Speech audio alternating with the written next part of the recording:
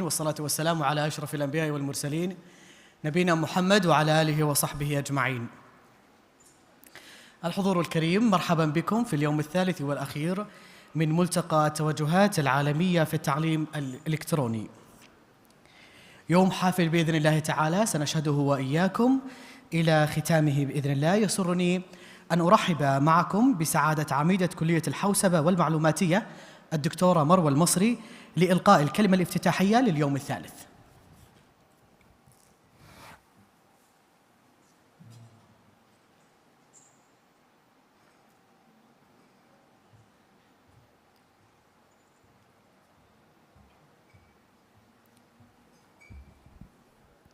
السلام عليكم ورحمة الله وبركاته.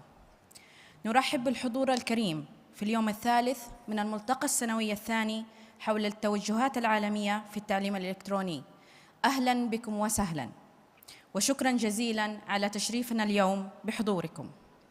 يأتي هذا الملتقى تفعيلاً لتحقيق الشراكة وتبادل الخبرات والمنافع وتوحيد الجهود بين مختلف القطاعات التعليمية في التعليم الإلكتروني لمواجهة التحديات والفرص التي تتيح التطورات التكنولوجية والاتجاهات العالمية التي تشكل مستقبل التعليم والتدريب لمواجهة النمو المتزايد ومطالب مهارات القرن ال21. نواصل فعاليات هذا الملتقى في يومه الثالث من خلال عدة جلسات حوارية ويصاحبها عدة ورش عمل لمناقشة منهجيات التعلم الحديثة وأفضل الممارسات لتطبيق التعليم الإلكتروني. ونأمل أن يحقق هذا الملتقى الأهداف المرجوة منه والعمل على تبادل المعرفة واكتشاف التطورات الهامة في التعليم الإلكتروني وتعزيز مهارات ومعارف العاملين لتحسين وتسريع التحول الرقمي للتعليم. وختاماً، أتمنى أن تستمتعوا بمشاركتكم في هذا الملتقى وأن تجدوا فيه ما يثري معلوماتكم من أجل مستقبل أفضل في التعليم الإلكتروني. Dear guests, I would like to welcome you on the third day of our GTEL Global Trends in E-Learning. We continue our activities through several panel sessions and workshops to discuss modern learning methodologies and best practices in e-learning. I hope you enjoy it for a better future in e-learning. Thank you.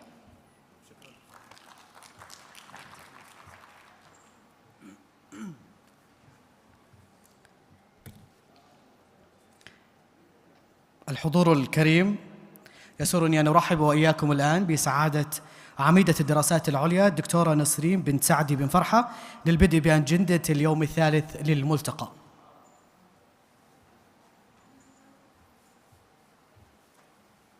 Assalamu alaikum wa rahmatullahi wa barakatuh. Good evening, everyone.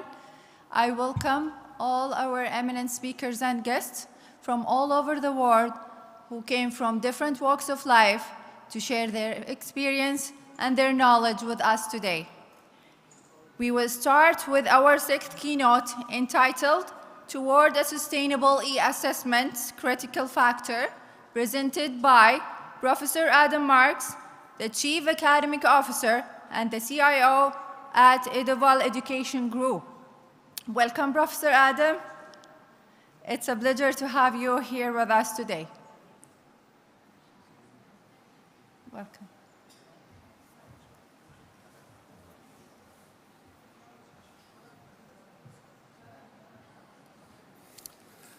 How's the sound? Can you hear me okay? Everybody? All right. Assalamu alaikum wa rahmatullahi wa barakatuh. And good afternoon, everybody. Next 15, 20 minutes, we will be talking about e-assessment and the critical success factors in e-assessment. But I'd like to start with universities in general. Universities are very busy environments. I think everybody knows that. So we're always busy with something. We have an academic calendar that never finishes. We've got admissions, registrations, advising, curriculum management, graduations. But sometimes with all of this, we lose sight of what why we're doing all of this. And at the end of the day, really what we care about is to have a quality academic programs. That's, at the end of the day, our product, and that's what we're here for. Now, the word quality means different things to different people. But quality is a range, and I think it's important that we establish that. Quality is not a point, it's a range. So I may have accreditation, for example. I may attain accreditation from NCAA, but other universities may attain that accreditation as well. Now, can we establish that as a level of quality? The answer is yes, we can establish that as a level of quality. However, those universities even would rank differently if I were to use a different criteria. So even within that, I still have different levels of quality. And at the end of the day, what we aim for is to get to that level, the best level of quality within that range. All right, so what we're going to talk about today quickly is accreditation standards in general and quality assurance in specific. The challenges that we see in assessment accreditation and the technologies that are used today in assessment, and then we'll quickly talk about the success factors. So in general, whether we're talking about international accreditation for business or IT, or if we're talking ABIT or WCSB or NASAD, it's almost the same thing. Now, different applications sometimes, but it's the same thing. So governance and organization, strategic planning, quality assurance, students, programs, research, faculty. So in order for an academic program to get accredited, you need to fulfill those requirements and the sub-requirements that come with them as well, right? Now, in red, you'll see that there is some overlap between some of those standards. So for example, between the academic program and the quality assurance, some parts of the mechanical process will start in the academic program and they will end in quality assurance. And then there is feedback that is coming from the quality assurance side back to the academic program. So it's not one clear cut, but what happens is you gotta make sure that all those standards complete each other and your work complete them as well.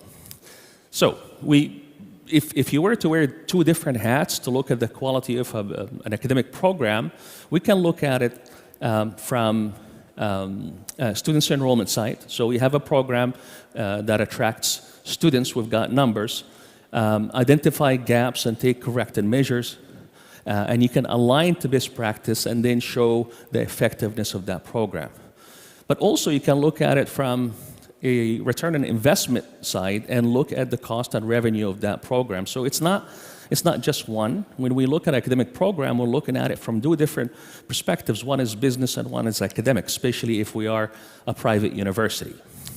So the bottom line, at the end of the day, we want to make sure that our programs are sustainable and they will survive for a number of years, not a year, not two, but they have the ability to survive for 5, 10, more years. And it all really starts, if you look at it carefully, it all really starts with the QA, the quality assurance process. Specifically, now the quality assurance process is big, and we're going to come to that in a second. But here in this conversation today, I'm specifically talking about quality assurance of the curriculum. So the better your quality assurance is, specifically in assessment, the better your teaching and learning process is and your outcomes, the better the quality of the graduates, the better the employability. So it all starts from the review of those academic programs and the corrective actions that you take. Now, if you look at universities in the past, I would say 10, 15 years ago, the focus was mainly on the programs, assessments on programs. But I go back and say universities are busy environments. So in some cases, it was just check the box process because we're too busy. We have a lot of courses to teach. We have a lot of other things to do. So at the end of the day, we just want to make sure that, yes, we did check that box. And that really doesn't help. So initially, that was the quality assurance process. Later on, that concept evolved.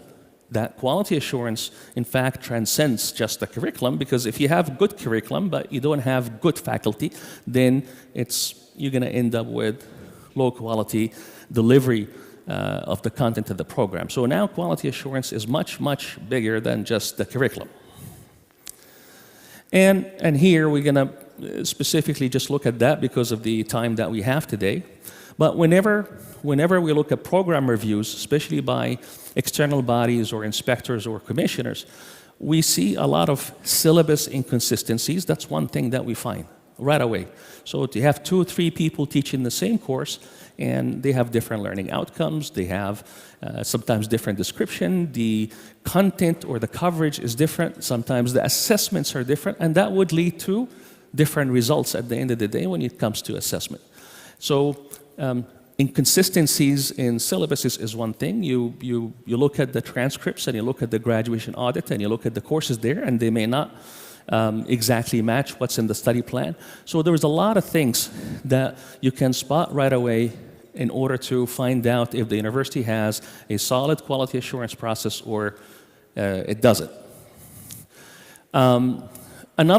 Another good spot to find these things right away is a list of curriculum changes and a list of recommendations from the assessment process. And if they don't marry, if they don't pair, then again, the quality assurance process is poor.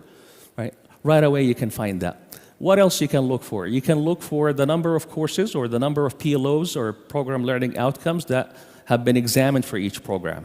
And even if we have good program learning outcomes numbers, then you can look at the data size that is being used, and if the data size is small, then it's not really a good indication of how the quality assurance process is happening. A lot of things, right? So a lot of different things that you can look for, and it will tell you whether we have a good quality assurance process or a weak quality assurance process. Now, this slide is particularly important because I think there is a bit of confusion in terms of supporting technologies when it comes to assessment. People would say, I have an assessment system. Well, the word assessment system is not well defined because you've got 2 different types of assessment systems. And when most people use the word assessment system or assessment technology, they're actually referring to assessment administration, right? But the challenge here that we have a lot of those. So for example, if you have a learning management system, that's an assessment administration because students' work is there. You can look at the work of students and you can assess it there. If you have a portfolio system, that's also called an assessment system. Your survey systems are assessment administration systems.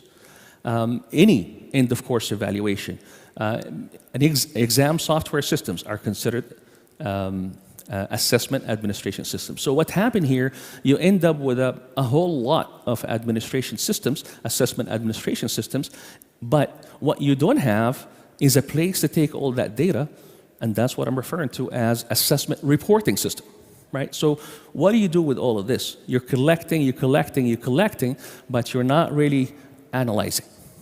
And out of that analysis, you're not taking any corrective actions. So that red box is almost completely missing. So on the left side, you've got data coming from the programs, assuming that you're looking at your enrollment numbers, your attrition numbers, your retention numbers, your time to graduation. You're doing your assessments on all those different systems, but where does that all go at the end of the day? That's the question. So if you don't have assessment reporting technology that would tell you exactly, that would give you proper analysis of all this data and then help you make recommendations and make corrective actions that you can take back to the curriculum or to the university in general, then you're missing that important piece. All right, I think everybody here is aware of the forms that are used by NCAAA, and those are just some examples in here. And what an assessment reporting system would do for you is actually produce those forms, and they have a lot of data, a lot of requirements, and I think people spend a lot of time looking at, trying to produce those forms and produce the data that they have in the forms, although that data may exist in different places already, but it's just a matter then of replication and replication and replication and wasted time. But at the end of the day, you really can't make a lot of sense out of those reports and get proper data out of them because they're manual. So as long as they're manual, we're not going to benefit much of them. It's just another manual process. So the key issues that you will experience if you don't have a proper setup for assessment results, analysis, and recommendations, you're going to have difficulty with needed data. Even if you have access to data, that data may not even be standardized at all. And even if it is, are we really sure that it's correct? Is it coming from a single source of truth, or is it coming from different places? And of course, in the process, you have manual forms, just like the ones I just shared with you, and you want to make data insight from all of this at the end of the day. So that setup must exist if you want to make sense out of your assessment process, and if you really, really want to improve your academic programs.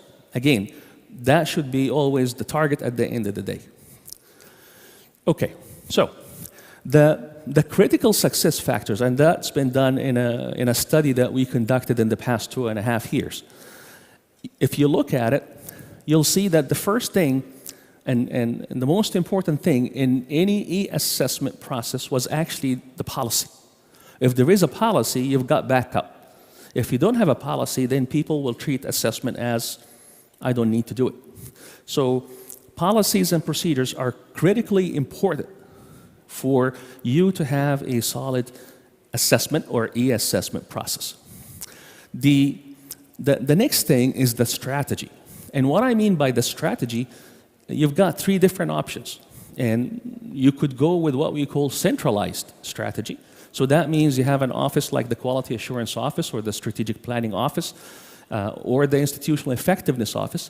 And that office is in charge of assessment strategy, that is. So basically, they're the ones saying this is how it should look like. Those are the direct assessments. Those are the indirect assessment. This is the target.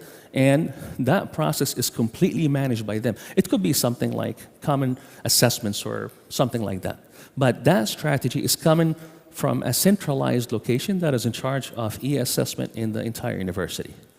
Now, some universities would do it completely different.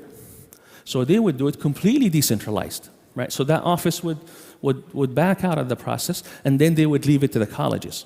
Okay, well, that also has its pros and cons. But at the end of the day, once you leave it to each college, they may do things differently. And as a university, you may not benefit from your assessment. So now universities are going with what we call a blended approach. And that blended approach is basically there is a centralized component and a decentralized component that complement each other in order for you to have good data both at the central level and at the decentral level with maybe common assessments or common data and supplement from the colleges. So that's that strategy piece.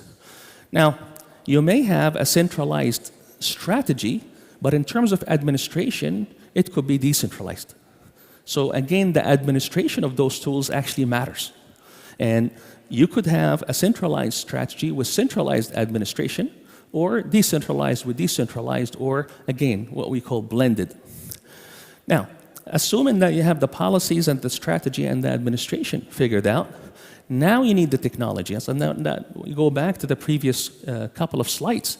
Again, if you have all those systems producing data day in, day out, but you're not really doing much with it in terms of reporting and analysis and recommendations, then that piece is missing. Because if you have the proper technology, you will have a good QA process. And if you don't have the proper technology, you're going to have a weak QA process. In the technology, you still need to have proper data access and scope. So that is part of the technology, but it's a very strong part. That's why it was left alone. And then reporting and 360 is even more critical. And I already mentioned that we always look at these 2 things together, because if you do wonderful assessment, but then there is no action taken, then what was the purpose of that whole process? We must see relationship, we must see linkage between the assessment and the curriculum revisions and development.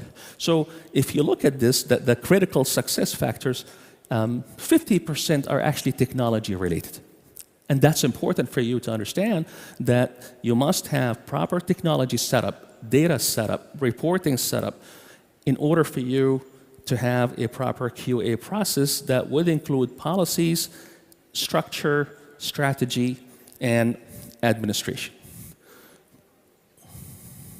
Now, this is the last slide, and how do we bring it all together? So what was the conclusion of this talk? The conclusion of this, think of assessment as a total quality management strategy. Please don't think of assessment as just something that I need to do at the end of the year, right? I have my vacation for 2 months, and if I don't do it, I may not go right away. So assessment is very important, but you need to consider it as a total quality management process. It's not just the curriculum. You gotta look at the evaluation of your faculty. You gotta look at the facilities, right? You gotta look at the programs. There's a lot of things that go in assessment quality, and you must consider all of this. You need to align your policies and processes and supporting technologies together in order to have a solid infrastructure that will support your e-assessment process. You need to look at the maturity level, and you can use any framework that, one of them is CMM, if you're aware of it. You can use CMM to look at the maturity level of your assessment process, whether it's defined or not defined, optimized or not optimized. Where do I stand? And then just make sure that you have the appropriate metrics to measure it, because that's what tells you where you are at the end of the day. I hope that this quick presentation was helpful, and I'm always available by email if you want to get, if you have any questions or further explanations. And thank you for your time. I really appreciate it. Thank you.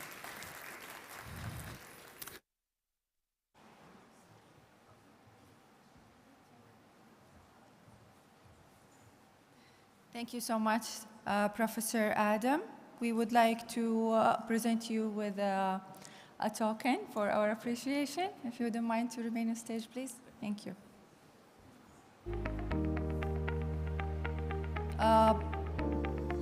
تتفضل سعادة الدكتورة مروة المصري، عميدة كلية الحوسبة والمعلوماتية.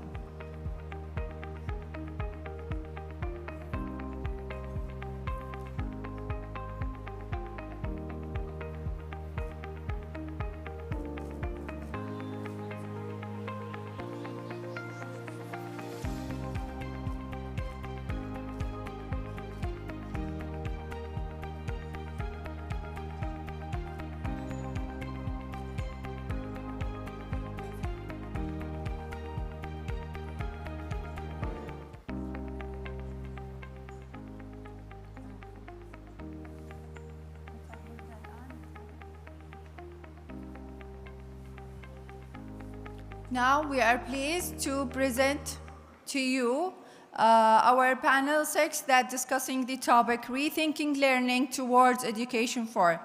And I would like to welcome the chair of the panel, Dr. David Kalonge, Head of Educational Program Development at Mohammed bin Zayed University of Artificial Intelligence.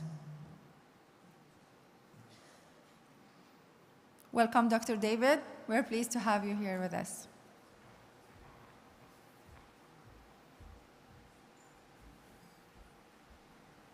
Should I call the other names? I also would like to welcome our panelists for this panel. Mr. Renato Operti, Senior Expert at International Bureau of Education. Mr. Ulrich Christens, the CEO of Area 9 Lyceum. And Mr. Robert Mangon, the Senior Manager at 5th Ingenium. Thank you all for being with us today.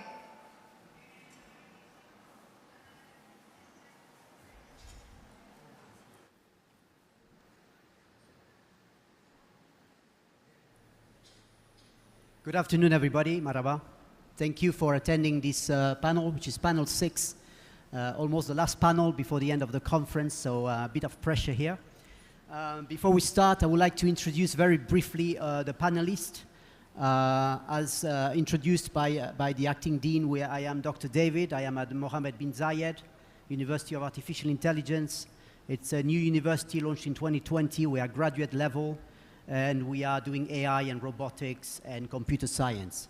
I would like to introduce Renato Operti, Senior Expert, International Bureau of Education. I would also like to introduce Dr. Eham Fayumi, which is the Director of Education and Skills, PricewaterhouseCoopers. Roberto Mangano, Senior Manager, Fifth Ingenium, here with me, and Dr. Ulrich Christensen, who is the CEO of Area 9 Lyceum. Hello, everybody. Hi, everyone. Hello. Hello. Excellent. Thank you so much. Thank you. Thank you for accepting to join this panel. The panel will be very precise. I asked the panelists to give specific examples on the very specific questions I'll be asking them.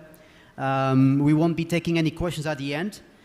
So I will start very, very quickly asking questions. If you want more information about the speakers, you can Google them. So we don't waste any time on introducing everybody in 5 minutes. Okay? The topics we'll be talking about today are Education 4.0. We'll talk about the purpose of the curriculum and educational models. We'll also talk about your new best friend, ChatGPT. Anybody's using ChatGPT? Show of hands. Good. 1, 2, only 2. Well, probably more than that. We'll talk about graduate skills and skills mismatch. And to finish, emerging tech and faculty development. Is that all right? Shall we start, everybody? Are you ready? Excellent. So my first question will go to Dr. Ayham Fayumi. Can you briefly explain what Education 4.0 means to you and in your industry? And what do you think its critical success factors are? Another question is, what are the main challenges and what can we do as universities, specifically, from your perspective, to overcome them? Sure, thank you. Thank you very much, and welcome everyone. Appreciate the opportunity of being in this exciting moment. Education 4.0, let's go back a little bit to the history. Education 2 was about the use of technology like Web 2.0. Then with the widespread of internet, Education 3 emerged, enabled students to connect with each other, access their own resources, learn by themselves through online platforms. Education 4.0 is about the fourth industrial revolution. It's about the ability of universities to prepare the students to the cyber-physical world. So from one side, it's about equipping students with the new digital and smart skills required by the market. But also from the other side it's about incorporating emerging technologies into curriculum, changing the learning process, leveraging technology to enhance and provide more personalized learning experience. There are many challenges, of course. But let me maybe highlight two main challenges universities might face and how they can react and take action against them. So the first, from external perspective at the strategic level, moving at a similar pace as the labor market. With the rapid change in technology and skills required, generally universities will need to cope with, the continuously update their curriculum and the way education is delivered. This requires continuous sensing of the market needs and the skills required in the market and the ability to respond quickly to these changes. Of course, this will raise the question about teachers, faculty, and admin capabilities, upskilling and training that will allow them to, respond and leverage these technologies. So that's one. The second is I can call the inability to differentiate between digitization and digitalization. And what's the difference? The adoption of emerging technologies is really tricky.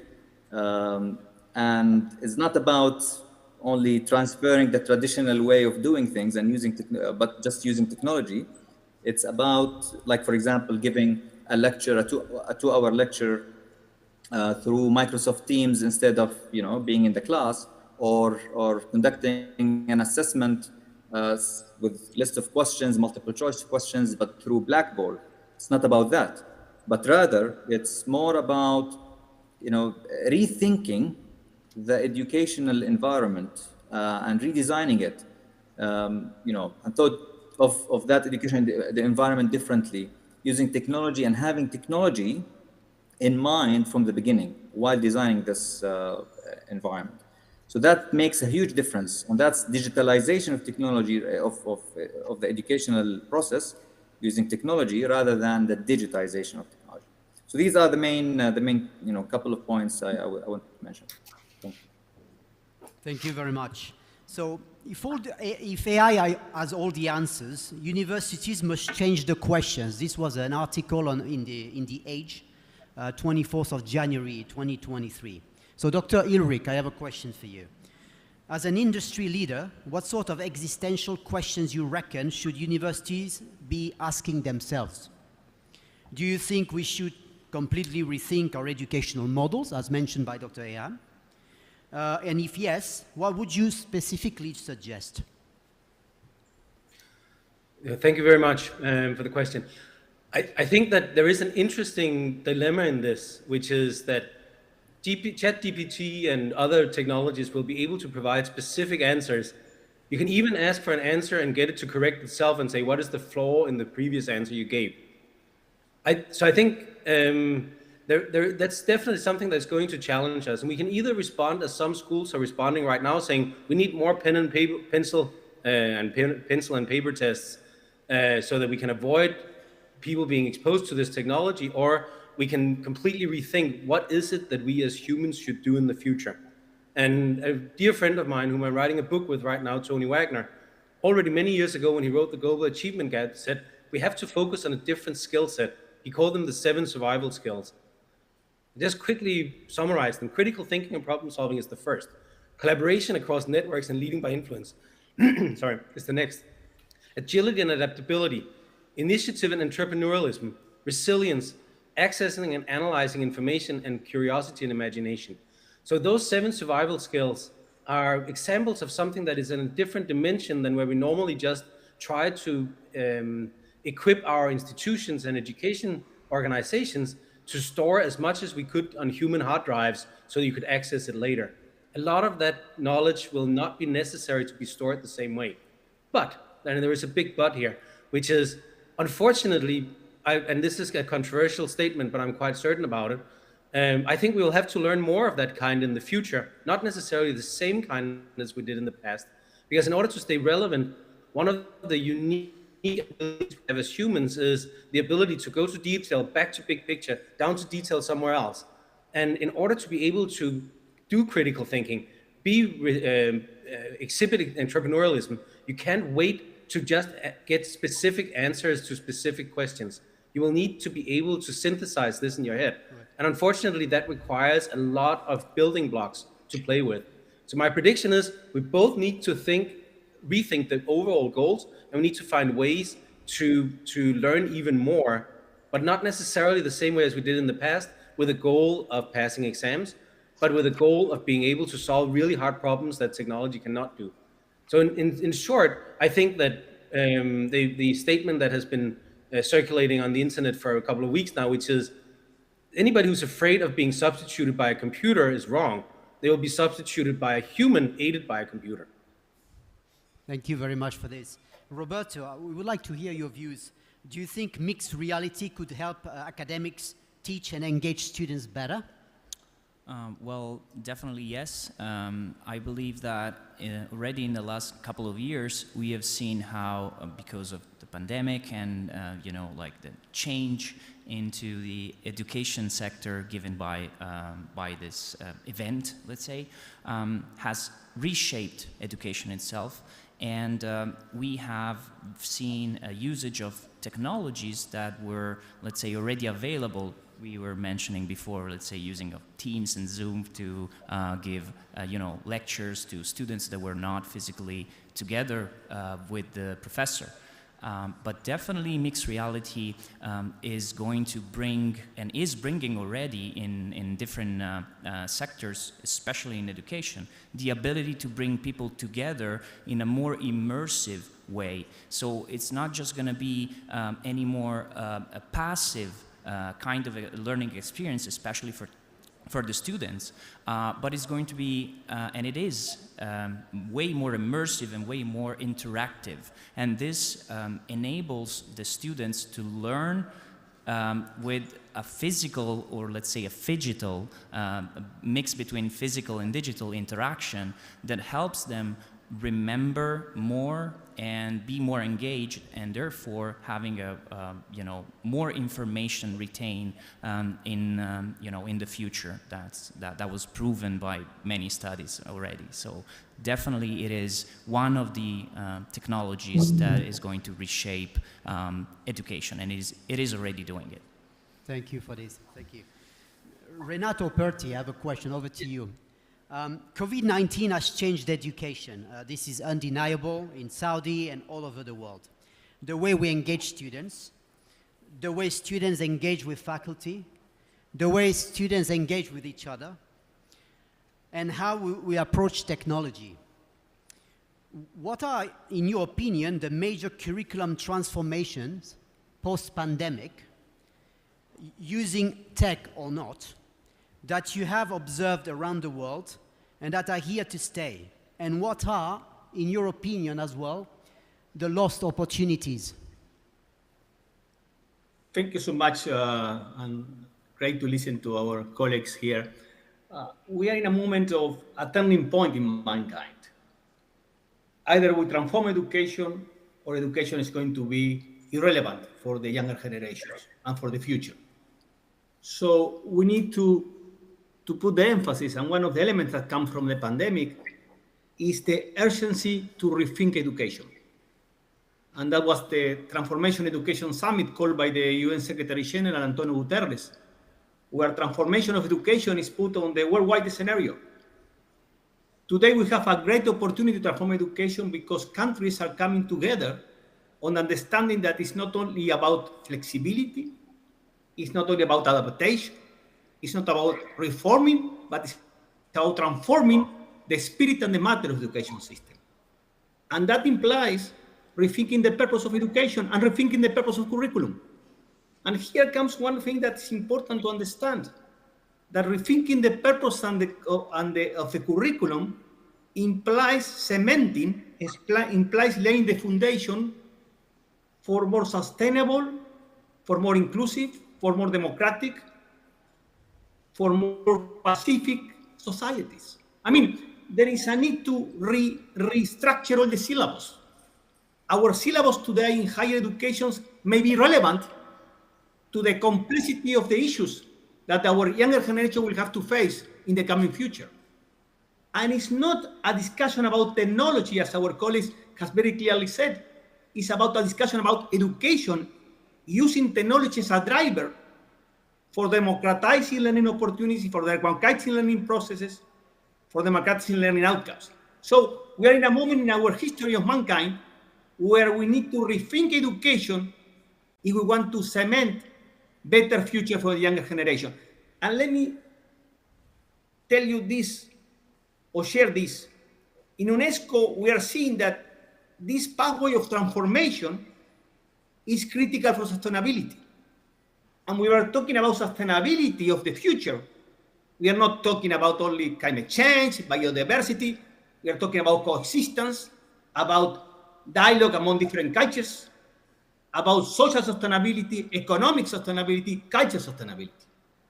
So we have to rethink the curriculum and transform the curriculum as a driver for the younger generation. And here comes the second point I'd like to make, if you allow me, is to say that our colleagues have very clearly said that we are in the midst of the fourth revolution, and we all know that we have to go towards some key competencies that our colleague has mentioned: empathy, capacity to work together, connect to the other one, critical thinking, autonomous thinking. But today, it's not only about the fourth industrial revolution. It's about that we have to rethink our mode of living, because if we don't rethink our mode of living, there is no future. So we have to come to a point where education and higher education have to be a think tank, a sort of, light for the society to rethink the relation between humans and nature. And so that implies that for higher education in the future, the role is much more critical in trying to give to the society certain basics to rethink itself. So it's not only about the fourth industrial revolution, that's critical, and the use of artificial intelligence as aiding persons, as a support of ours. But it's also about rethinking educational content to have the possibility, the younger generation, to lead sustainable, healthy, autonomous, and socially committed lifestyles. So that's the kind of challenge that in UNESCO we are seeing, that transform education and transformation of the curriculum in a top political and policy priority for our countries, and their higher educations come to the point.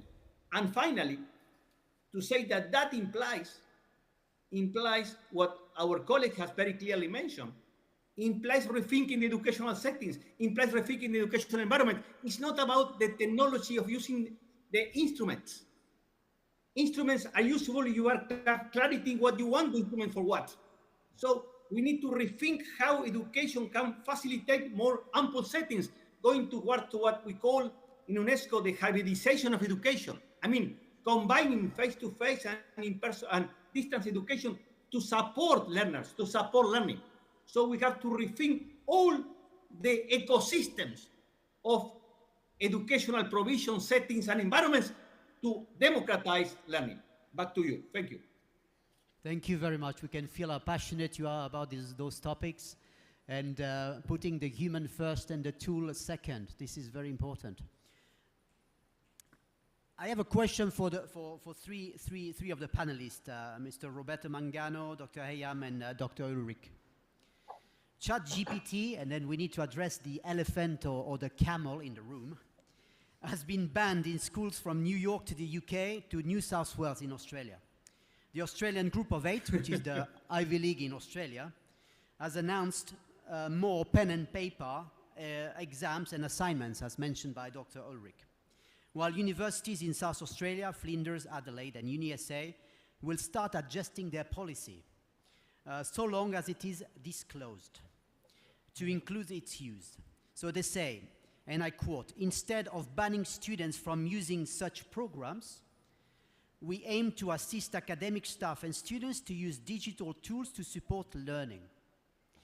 Coursera, you all know Coursera, the MOOC platform, the CEO calls it a game changer and says that those who do not use or don't take advantage of ChatGPT will be probably left behind. He says he uses it as a writing assistant and a blog partner. Recently, Coca, an online mental health company, used ChatGPT to help respond to 4,000 users in an experiment. And of course, users were not informed. ChatGPT, as you know, if you read the news, just passed an MBA level exam at Wharton. And ChatGPT has also passed the medical licensing exam. So, for the three of you, but everybody can, of course, answer that, what are your views on all of this? Should we be scared? Should we ban it? Should we embrace it with open arms? Should we encourage students to use it? And if yes, how? Who wants to start? Well, if you don't mind, I will start. I will just say a couple of things.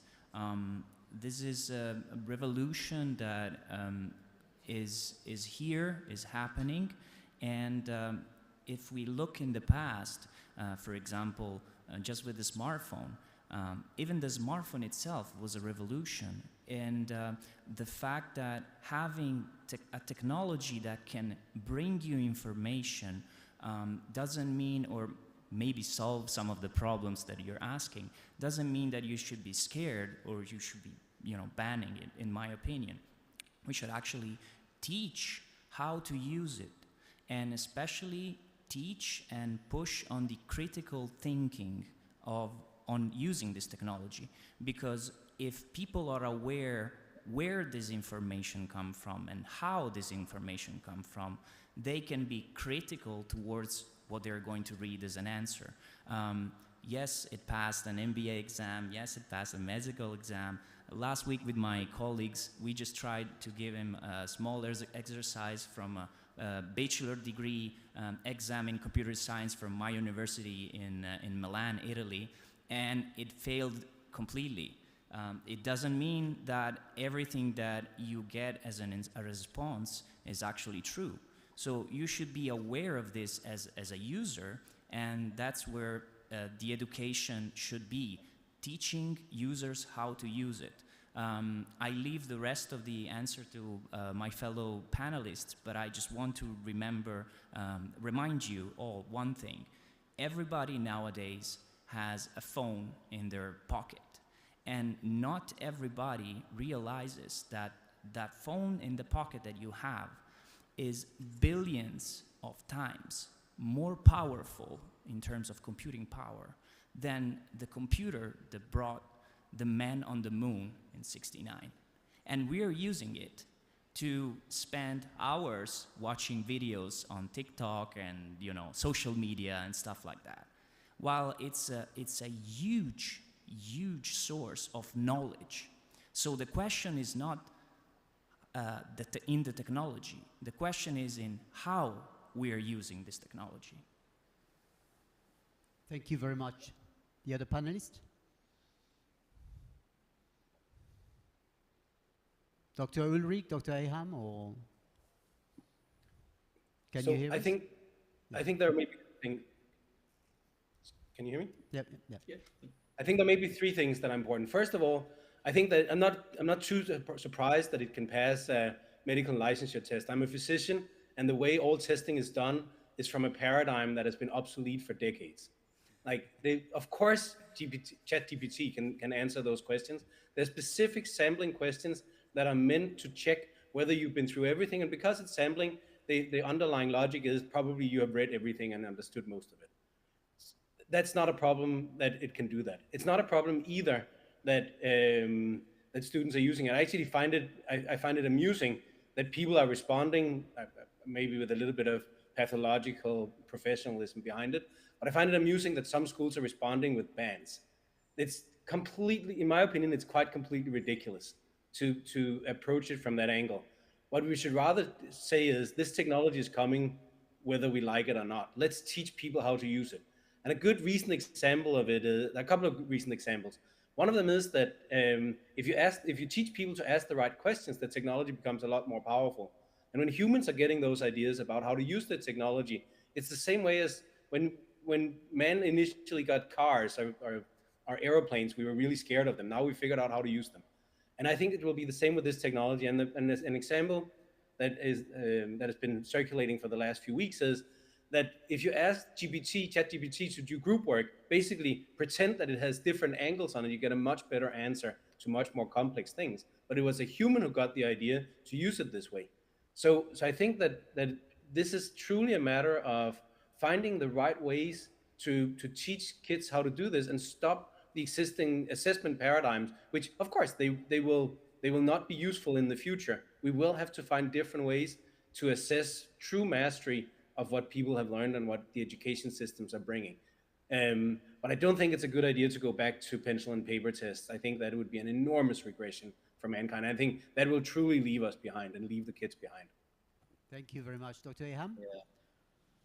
Yeah, sure. I mean, this is an exciting question, to be honest. Should we be scared?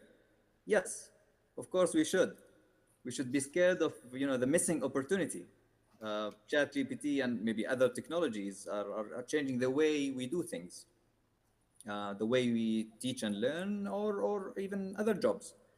Allow me to quote maybe Darwin saying, "It's not the strongest of the species that survives, nor the most intelligent that survives. It's the one that is most adaptable to change." And here we are.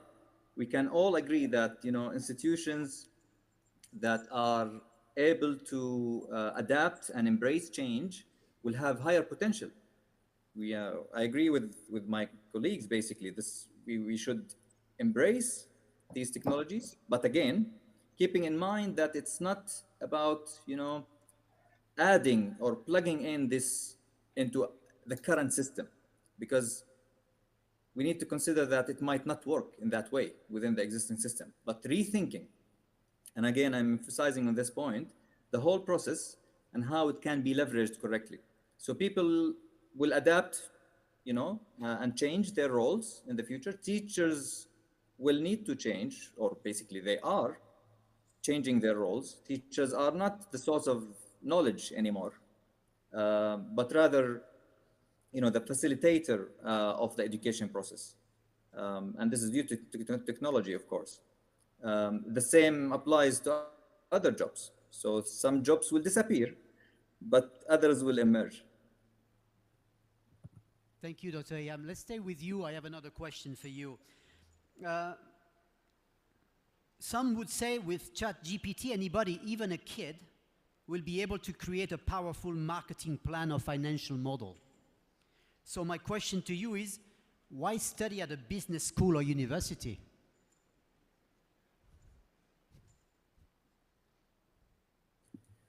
Well, a degree, there are multiple angles to answer this question. So yes, it's the tools are there with us. Now the role of educational institutions need to change. The role of educational institutions need to be more about how to leverage these tools, how to engage students, teach them how to use it carefully, mitigate the risks associated with these tools. So it's educational systems as they are, educational institutions, the learning and teaching process in its current form might not work with ChatGPT or other technologies. However, changing that role and redesigning the whole process, leveraging technologies, teaching students how to use it, how to mitigate the risk associated with it, that can be more useful and will, as Dr. Roberto mentioned at the beginning, if they don't do this, they will be outdated. There will be no need for educational institutions anymore.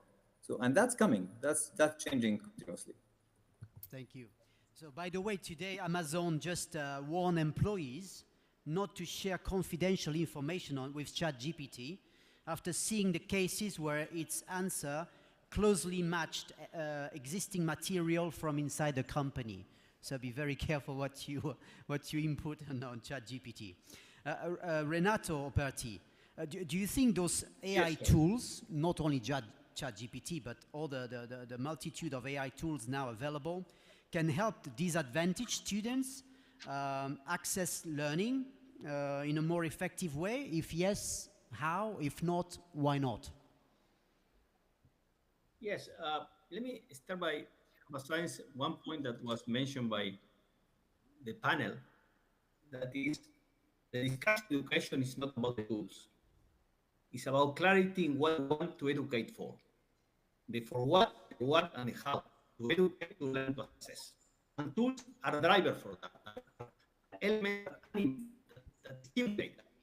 But we shall avoid the risk of forming the educational discussion and education of tools, while discussing the purpose and the content of education. That's one point. And that implies for us a profound transformation of education systems. Technology is not going to be a driver, responding to your question of democratizing education, of going to the more vulnerable people, if we don't transform the rationality of educational systems, if we don't transform the mindset of educational systems. Educational systems today are not fit for purpose, are dysfunctional, are irrelevant any time. So we need positioning this about education at the first element, the discussion about the transformation of education. And going to your question specifically, let me mention three elements. One, of course, technology can be a driver for reaching out, for responding to the needs and the expectations of the most disadvantaged populations, persons, communities in our societies. That implies personalizing education, personalizing the curriculum, personalizing the pedagogical supports, personalizing the teaching, the learning and assessment process. Yes, technology can be a big driver for customized education, for an education much more what we call in UNESCO many times a personalized curriculum pathway, a personalized learning. The second element, that technology can be a strong driver for understanding the learner.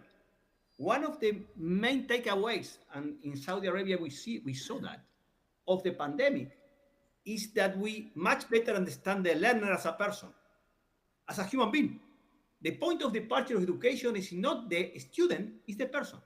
is understanding the learner as a person, understanding as a person who is made by biological components, sociological components, anthropological components, etc. So placing the learner as a person, technology can help us understanding much better the needs, the expectations, the challenges that every learner as a person faces. Because we all know that when we talk about inclusive education, we're talking about that every learner is special. And that every learner and technology can help us in understanding the unity and the specificity and the singularity of the learner as a person. And the last point, technology can also help us in addressing the vulnerability of the learner, the social vulnerability, the economic vulnerability, the educational vulnerability, the curriculum vulnerability. I mean, we are vulnerable. We are vulnerable if we don't provide a good education. We are vulnerable if we don't provide the social assistance to the learner. We don't provide the community backup, the family backup. So also technology can help us in addressing the multidimensional aspects of learners' vulnerability. Back to you. Thank you for this. Thank you very much. Dr. Ulrich and Roberto, Gautam Adani, Asia's richest person, said the following in Davos. ChatGPT is a transformational moment in the democratization of AI, giving its outstanding capability as well as critical failures. Do you agree to this statement? I think it is a pivotal moment because finally you have something where you are orders of magnitude better than what we've had in the past. I do still believe that humans will be in the driver's seat for a long time. So I think this is fundamentally a question. Do we think that this is the breakthrough where humans become irrelevant or not? My opinion is it's definitely not. But I do think it's an incredibly powerful tool for humans to use. And that's why I think that we profoundly need to change how our education systems are built. So the question now is this a matter of our reflections of what mastery meant in the past? Is it just because we're being fooled? Because now computers can produce what we earlier asked students or learners to produce as an artifact of learning, and we are therefore fooling ourselves saying, yeah, GPT can do that. Therefore, learning doesn't need to happen anymore. Or do we still need to do? Even can make a business plan or a market plan. That doesn't mean that ChatGPT can come up with the idea that will work or will be a viable product. And as a very simple example of something that GPT is quite far away from doing is walk into a random house and give you direction for how to make a cup of coffee. So there are tons of things that ChatGPT cannot do, and that the next generations, GPT-4, 7, whatever, that they will, like, it's a certain kind of problems where this is a transformational breakthrough, and I profoundly believe we should embrace it, but we should learn how to use it as humans and as part of us being humans. I can say that I totally agree with my fellow panelists, and I would say that we are at the tipping point, let's say, and a very important point in this new technology that is coming, you know, to a general availability. And the great thing is that it is easy to use. So that's one of the actually the biggest changes with the future. Up until a year ago, the technology was there. Maybe it was not, you know, so usable, but it was there. Now everybody can use it. It's a little bit like when the iPhone came to the market, right? Smartphones were already there since a few years, but they were used just from the experts. And that specific device changed the world by making, you know, by bringing people, a device to people that, you know, was easy to use, and therefore it democratized it, you know, in the, you know, and brought it to general availability. So I totally agree with Dr. Ulrich, absolutely. Thank you. Some hospitals in Europe or in the US are exploring the use of, again, ChatGPT as a chatbot to answer questions sent to hospitals on social media, etc.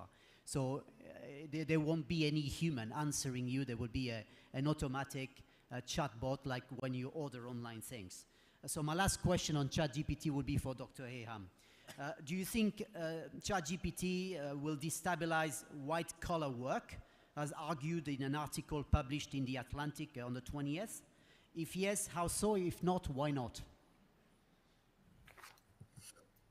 Yeah, I mean, very, very interesting point. Again, I mean, as I referred to, should we be scared? Yes, we should. But again, new jobs will emerge as some of the jobs will disappear with the Chat GPT or other technologies. So basically, yes, humans need to adapt to the change, embrace these technologies, and as some of these technologies will replace more routine tasks, still the current ChatGPT or other current AI-based technologies are not functioning 100% well. Don't forget that, and humans are still needed to do and understand, again, mitigate the risk associated to these technologies. Some more routine tasks will be replaced, will be handled by AI, and new opportunities and new jobs will appear. So I'm optimistic about the future, regardless of the impact or some negative impact, slight negative impact on some jobs. Thank you very much. I have a question for Renato Operti. Countries like Turkey or Germany have a significant number of refugees, also countries in Scandinavia. Despite all the issues we are aware of, such as digital access, digital inequality, resources, lack of recognition of prior learning, scarce access to jobs, etc., financial distress, do you think that technology in general could help displaced students and refugees? If yes, how so? Yes, of course. There is a great opportunity to strengthen the use of technologies in a plural sense. Because let me also say that when we are talking about technologies, we are talking about the combination of different technologies. For example, the pandemic in different regions, and we have done several studies, conducted several studies in UNESCO, have shown us that the combination of using different technology, for example, radio, TV, internet, etc., can be a driver for democratizing education.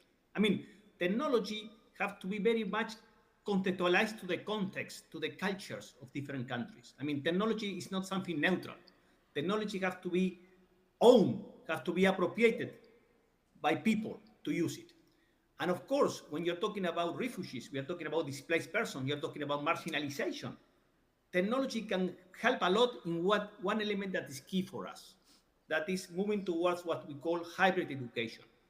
An education that combines, that integrates, that establishes the synergies and the complementarities between in-person and distance education to allow for more opportunities to educate, to learn.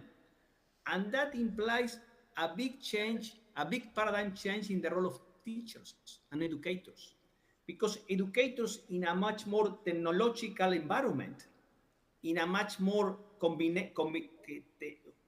framework and environment, an ecosystem that you combine in-person and distance education and use different instruments and different tools, teachers have to be much more empowered and much more trained to be versatile, to be flexible enough to accommodate the use of different types of technologies and different types of environments to customize education, to personalize education. So this implies for us a big opportunity to move forward in terms of democratizing education for the most disadvantaged population and the most displaced and the most vulnerable persons. As long as we understand that we have to facilitate more flexible, more adaptive, more open-minded environments. And let me finish by saying something about this. That entails a big change in educational system, because in the future, education systems are not going to be classified into formal, non-formal, informal. That will not make any sense.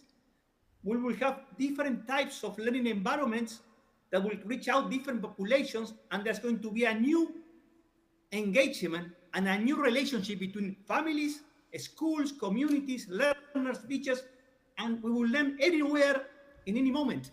And that implies that systems have to be much more flexible to adapt to a changing environment where we have golden opportunities to reach out disadvantaged populations. Back to you. Thank you very much. I have 3 more questions before the end of the panel. And the next question is for Dr. Ulrich, but everybody can also chip in. Despite all the advances of technology in the last decade, hundreds of reports and articles around the world mention the skills mismatch. While employers often complain about graduates, universities still think that their graduates are ready for the workplace. What would you specifically suggest to academics as they design and teach those programs to do to address those skills gaps? Should academics use more authentic assessment? Should quizzes and exams disappear in favor of more problem-based learning activities and projects in close collaboration with industry? Yes, and yes. I think that assessments in the previous form is definitely something that has to go away, both for the reasons we just discussed.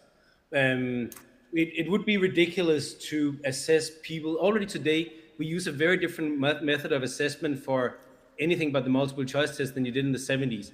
In the 70s, if you were able to get something printed and it was nicely layouted, it was the stamp of quality. It isn't today because everybody have layout systems. And so it doesn't really matter what it looks like. What we need to focus on is what can you do with the technology we all have available? So both to the previous question and to the current one, which is you need to start assessing, or you need to start demonstrating mastery in another way. What can you do with the tools you have available? And if you make projects today, yes, they will be way, way more sophisticated than they were in the 70s. Kids have access to laser cutters, to advanced layout systems. They can do all sorts of stuff, 3D printers, things like that. So what we need to begin to look at is, what do you do with the technology? How do we assess the creativity with all these tools? So if you have 3 groups, ask them to work as a group to get, whether it's ChatGPT or it's something else, to perform well, and then look at the product that comes out of it. So instead of taking an intermediate step that we as teachers thought, oh, this is a great artifact of learning, let's assess that. That's probably going to be obsolete in the future, where with most certainty it's going to be obsolete. Whereas if we think about it the other way, that they're problem-oriented, they're project-oriented, they need to show collaboration, the things that I think to Renato's point is, we need to discuss what is it that we want them to try to accomplish in this new world, and then build the assessments around that. Thank you. Anybody wants to add anything? Yeah. Yes. Go ahead. I totally agree with Ulrich. We like to mention 3 points regarding what he has said. One is that education is increasingly about connecting the pieces, about connecting ideas that have meaning for people to take decisions, to face challenges in life. That's about education, preparing ourselves to face challenges in life and to face it competently. So connecting the pieces and ideas implies a new way of understanding education. And that implies assessment, because assessment many times has been disentangled from curriculum. Assessment is part of a curriculum educational proposal. Assessment is not about formative, authentic assessment. That discussion is maybe old. The new discussion is about how assessment can support the development of the learner using different type of tools. So assessment is part of any educational proposal, and assessment cannot be taken out from the curriculum, cannot be taken out from education. It has to be part of the process of educating the person and providing the necessary supports and the necessary guidance for that.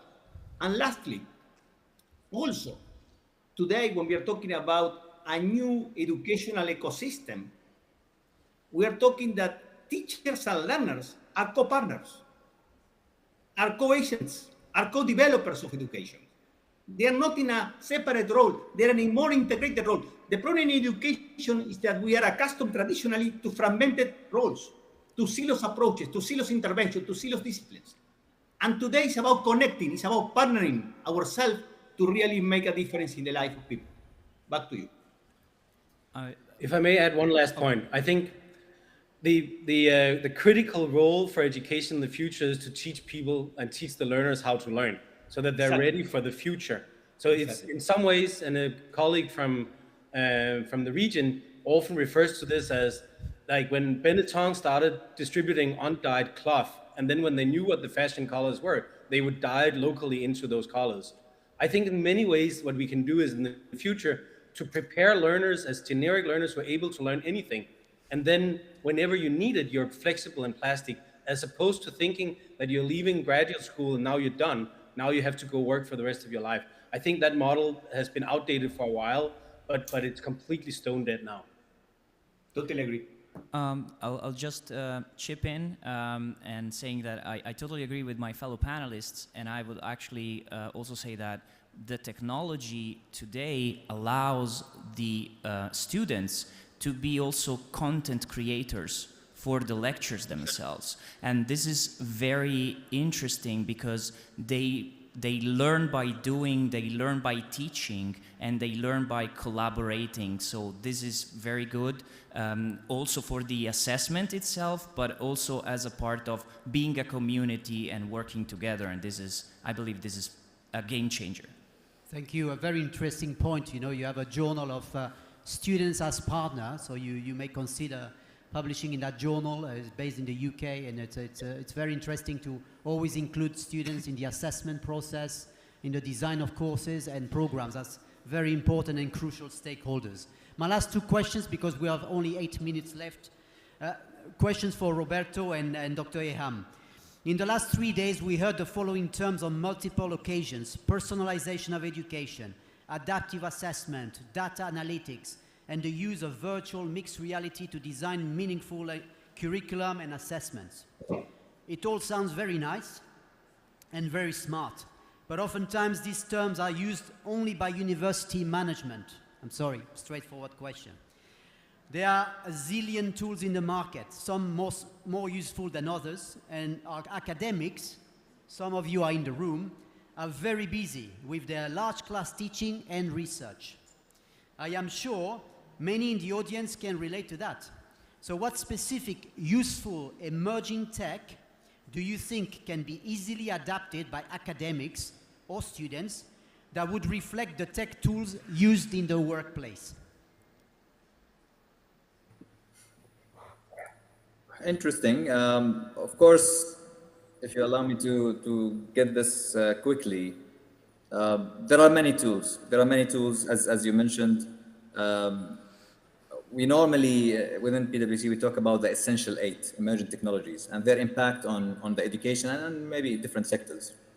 There is a blockchain that can be, changed and will change basically the academic credentialing. 3D printed tools such as STEM, kits that can add and be integrated as adding the making into the learning. Robotics is being used. VR, virtual reality tools is being used. Look at University of Westminster, for example, how they used VR to build a virtual space for criminal law students in which they can hunt for clues and construct a murder case, for example. Philipps University in Germany is using a teaching assistant.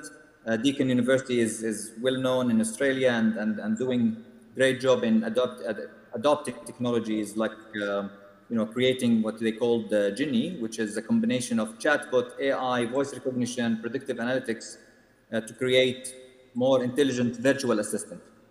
But, and to close, educational institutions, of course, have the responsibility, and they are at the operational level owning this. But let me zoom out a little bit and talk maybe about the role of governments in enabling digital, ecosystem. In more decentralized systems, like UK, for example, the government direction is focusing more into enabling the education technology market, bringing education institutions like universities and schools and so on from one side, and education technology providers from the other side into one platform to discuss, prioritize, and implement and test those tools. But in more, centralized systems, like in this region, for instance, in Singapore and France, the role of the government becomes essential and part of the solution. Developing, a unifying e-learning strategy, establishing a quality assurance system, establishing the governance for that will impact the success of digital implementation in the region. So look at Qatar, Saudi Arabia now done with e-learning, with their e-learning strategies. In KSA, you have good examples of, establishing a good, successful e-learning ecosystem with the role of the Ministry e-learning administration at the Ministry of Education, the National e-learning Center. A great example, the Saudi Electronic University embracing technologies and being innovative in adopting technologies. So what I wanted to say is that institutions need to work with the government, especially in this region, to make this work and to make it successful. I just want to add something very quick, and I would say that one of the biggest roles of the institution and professors, educational institution and professors, is to look for those technologies that are easy to use, because if it's not easy to use, it will end up in the closet, and that's not what we want.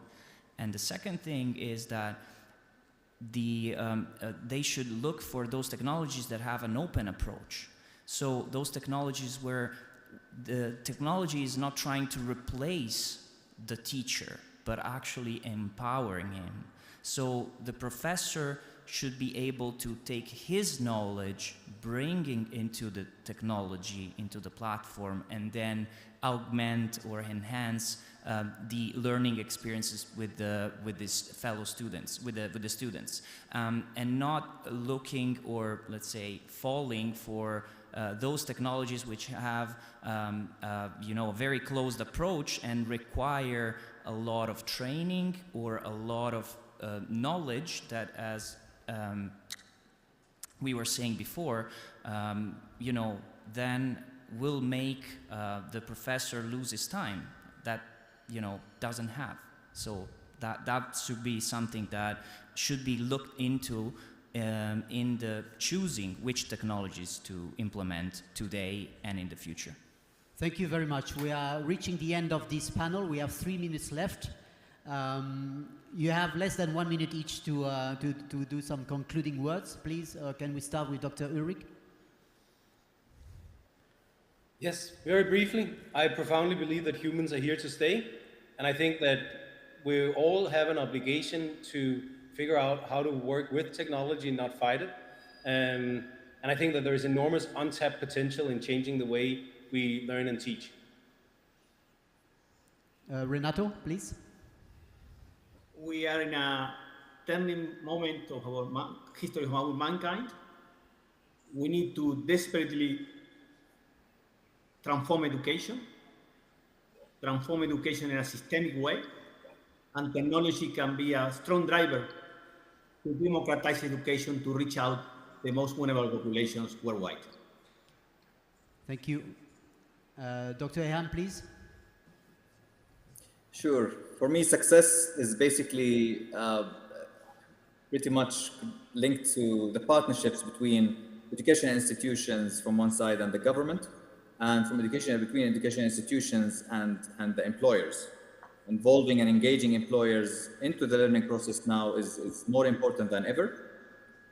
Again, of course, embracing technology, adapt to the change and accept it, deal with it, will help in moving forward and making progress. Thank you very much. Thank you very much. Roberto? Well, I just want to say that as a computer engineer that believes a lot in technology, I'd say that humans are and will always be in the center and of the progress, and so it's in the human and in the people to use the technology in the rightful way in order to make a change and bring better solutions to everybody. Thank you very much. We are supposed to finish at 5:25. We are 5:24. So I would like to thank all the panelists for their insightful comments, remarks, and passion for education and tech. I would like to thank all of you for your patience and for your attendance. And please join me in thanking all the panelists for their time today. Thank you very much.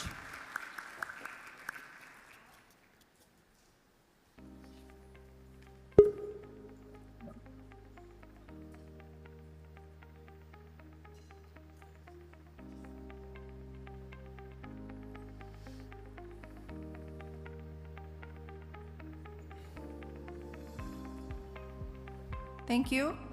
Thank you all for sharing your vision with us today.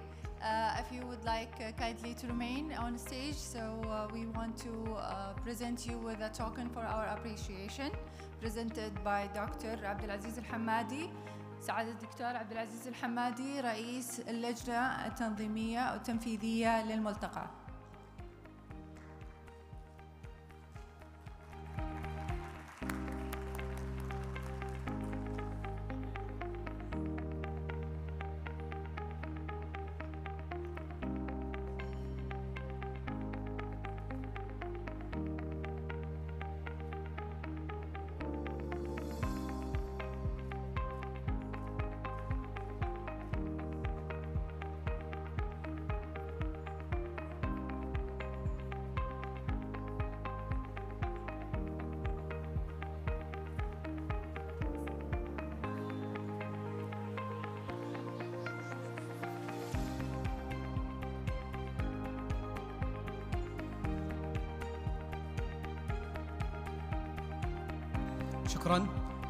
شكرا لكم جميعا. شكرا دكتور عبد العزيز، شكرا لكم حضورنا الكريم. نتوقف الآن لأداء صلاة المغرب بإذن الله تعالى، ثم نعاود لاستمرار الجلسات العلمية والأوراق العلمية بإذن الله تعالى.